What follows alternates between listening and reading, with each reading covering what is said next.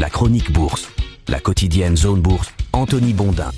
Bonjour tout le monde et bienvenue dans ce point de marché Zone Bourse. Nous sommes le mardi 6 août 2024, il s'appelle ce matin lundi noir, mardi vert, avec un point d'interrogation. Il en faut peu pour être heureux, les investisseurs sont presque soulagés de la baisse de 3% enregistrée à Wall Street hier, 3% seulement pourrait-on dire après le plongeon de 12% qui a été lui enregistré à Tokyo. Les néo-craintes récessionnistes n'ont pas disparu, mais une petite digue a été bâtie en hâte hier grâce à la Fed et aux appels au calme. Comme toujours, les optimistes utilisent un vocabulaire tout mignon en parlant de saine correction. En vrai, ils disent healthy, comme pour les graines de chia. Et les pessimistes, eux, ils hurlent que c'est le début de la fin. C'est ce que nous allons développer ce matin. Pour commencer, les marchés financiers, je vous le rappelle, adorent utiliser des animaux pour symboliser les tendances et les humeurs. Par exemple, les requins de la finance sont des taureaux ou des ours selon qu'ils sont haussiers ou baissiers. Le bestiaire compte aussi des animaux fantastiques comme des chats morts qui rebondissent ou des licornes. Et quand tout va mal, on espère que les colombes prendront le pas sur les faucons pour que les banques centrales arrivent à la rescousse. Le truc, c'est que depuis quelques jours, l'animal fétiche des marchés, ce serait plutôt le canard sans tête, c'est celui qui court partout privé de son cerveau. Parce que quand la situation leur échappe brutalement, les investisseurs ont tendance à réagir avec leur instinct plutôt qu'avec leurs principes. Quelque chose qui se rapprocherait, si vous voulez, pour rester dans le bestiaire, des esprits animaux de Keynes. En conséquence, les dernières séances boursières, ça n'a pas pu vraiment vous échapper, ont été marquées par des réactions instinctives. La chute de 12% en une seule journée du marché japonais en fait partie. Wall Street d'ailleurs aurait pu prendre la même pente dans une sorte de remake de Souvenez-vous du lundi noir de 1987.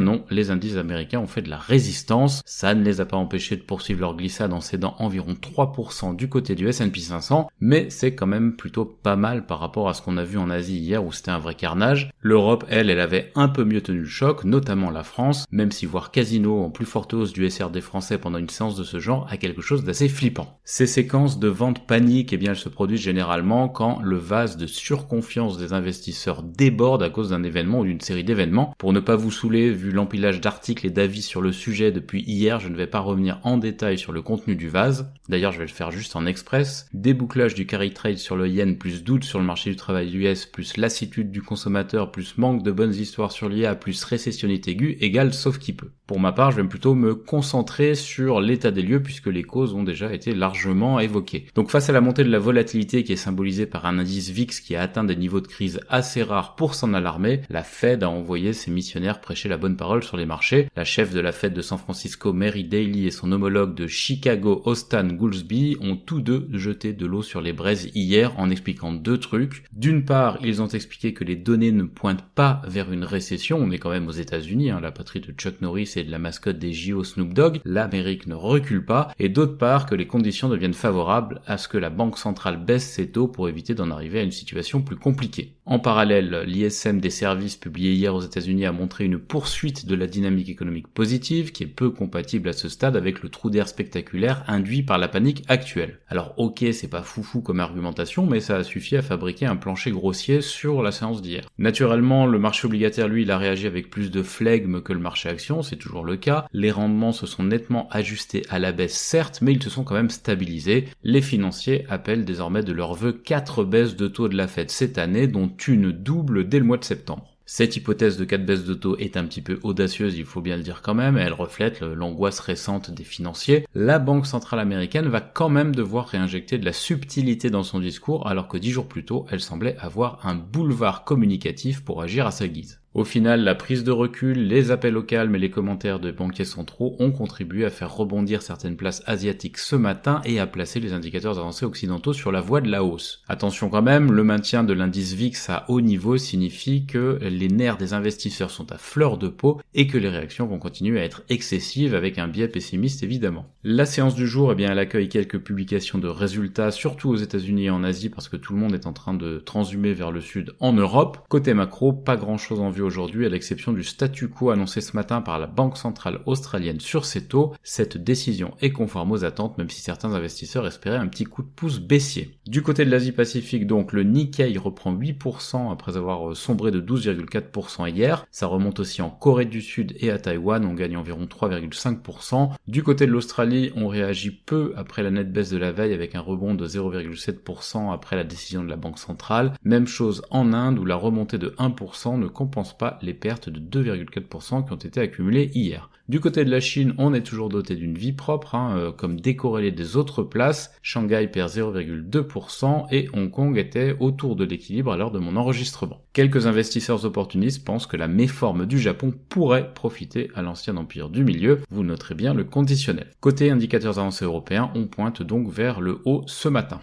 Dans l'actu des sociétés, en commençant par le marché français, Airbus a livré 400 avions et reçu 367 commandes nettes sur 7 mois. ArcelorMittal a bouclé le rachat d'environ 28,4% du capital de Vallourec auprès du fonds Apollo. GTT a obtenu une certification de principe sur l'innovation dans les réservoirs et Clariane a renouvelé le mandat de sa directrice générale. Côté chiffres, on a les trimestriels de Coface, de Neurone ou encore d'Actia Group. À l'international, en Europe, Adecco, Galenica ou encore Zalando ont publié leurs performances trimestrielles, c'est aussi le cas de Bayer. GSK a gagné un nouveau procès sur les allégations de cancer sur le Zantac. Meyer Burger a signé un partenariat de production avec Solestial et Sonova lance une prothèse auditive avec de l'IA en temps réel. Côté agenda des publis, donc Bayer, Uniper, Intercontinental Hotels ou encore Banco BPM.